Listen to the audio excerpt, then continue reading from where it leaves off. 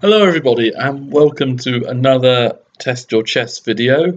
This game I'm going to show you is very short, so there's only 10 points available for this game. And if you can score, let's say, 7 or more, then you've done pretty well. So the game starts off with a French actually. E4, E6, D4, D5. So here white plays one of the main moves, knight c3, and a rather unusual line, I think it's the Rubinstein version of the French, d takes. So after knight takes, this gives a space advantage to white. And what would you play here as black?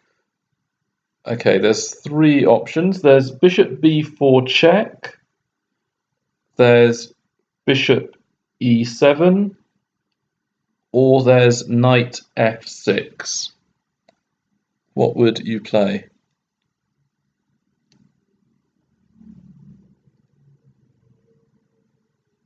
Okay, bishop b4 is not worth any points because c3 would just give white an extra move here, and the bishop would have to retreat.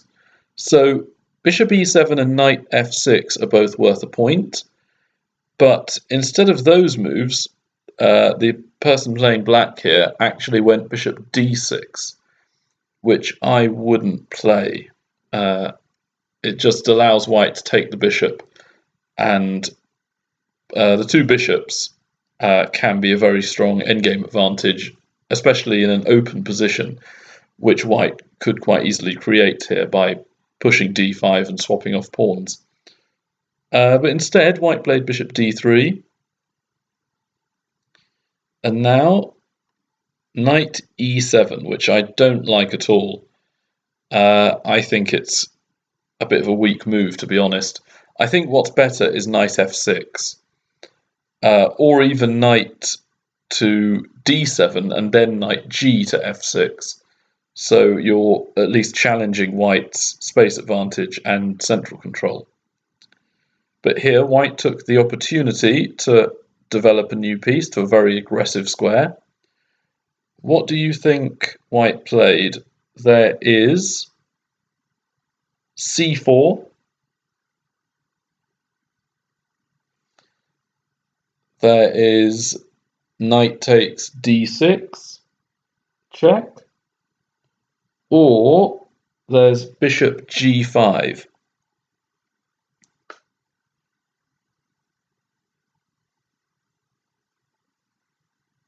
Okay, well c4 is worth a point. That does get a piece to a fairly good square and exerts more control of the centre. Knight takes d6 check does get the two bishops, but it doesn't develop a new piece, as I said a moment ago, so that's 0. And bishop g5 gets you 2 points because it pins the knight, and f6 is not playable because of white sacks a piece on f6 and then can play queen h5 check. So just to show that, knight takes, pawn takes, queen check, and here if the king moves, bishop takes f6 is very, very strong, and if knight g6, then bishop takes knight, and if black recaptures, then queen takes h8. And now white's easily winning this game, I think. So going back, here black didn't play the best move, but knight bc6 is very interesting. This wasn't played, but it's a fairly good move. After knight f3 and h6, where would you put your bishop? So three options are bishop d2, bishop takes e7, or bishop e3.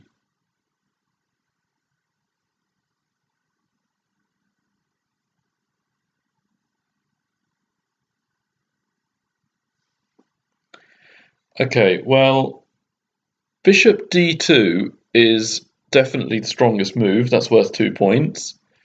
Bishop takes e7 it's worth a point, but it's not that good a move just because it gives up the two bishops. But it does at least stop black from controlling the center quite as much. But bishop e3 is very weak because it allows knight f5 to be played, and the bishop is no more than just a large pawn in that position. So bishop e3 is 0, bishop takes e7 is 1 point, and bishop d2 is 2 points. After castles and castles, it's quite an interesting game at this point. I think it's fairly even, but with a slight advantage for white. So e5 is a potential move that could be played by black to try and liquidate. But then here, what would you play as white in this position? There's queen f3. There's bishop c3. Or there's rook e1.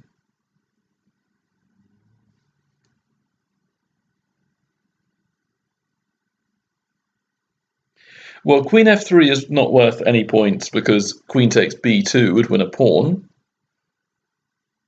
And if you were planning bishop c3 in this position, then that's, I like the ingenuity, but there is both bishop g4, which is an annoying. Oh wait, sorry, not bishop g4. There's queen b6 instead of queen takes c3. So the queen isn't trapped at this point. So bishop c2, bishop c3, and rook e1 are both worth 2 points because they get a piece to a better square and also threaten things on the king side. So here, queen takes b2 is impossible due to the knight being taken, and bishop c3 defends the pawn and targets g7. So going back to the game,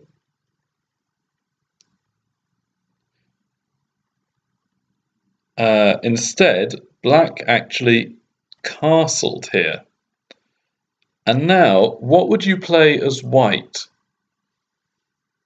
No options this time, just pick a move. What would you play as white?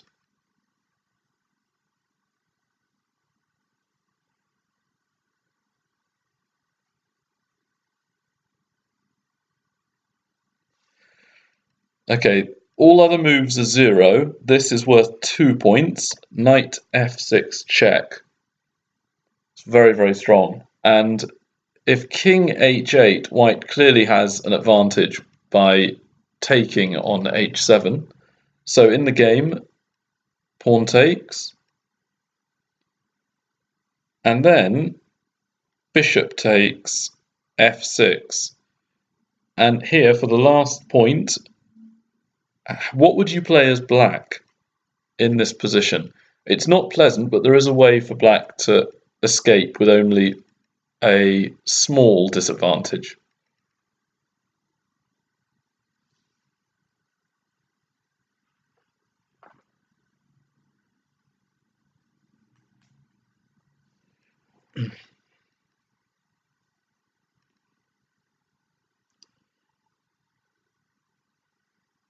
Okay, if you move the knight to f5 or to g6, you score 0 because the bishop can take the queen.